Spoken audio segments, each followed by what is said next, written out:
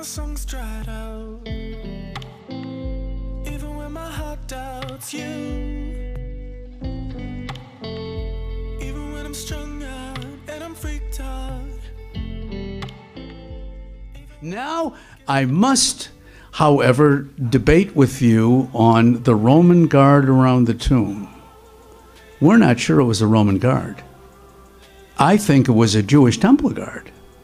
Why would I say that? Well, it all depends on what Pontius Pilate said that evening when members of the Sanhedrin came and said, look, this deceiver claimed that he's going to rise from the dead. It was Saturday morning, yeah. This deceiver is going to rise from the dead. Make sure the tomb is sealed. So, guarded, I should say. Now, what does Pilate say?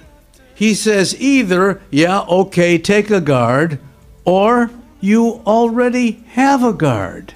Make the tomb as safe as you can.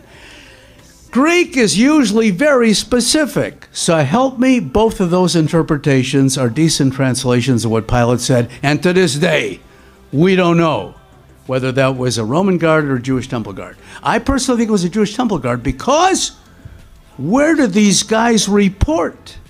They don't report to their commander. They don't report to Pilate.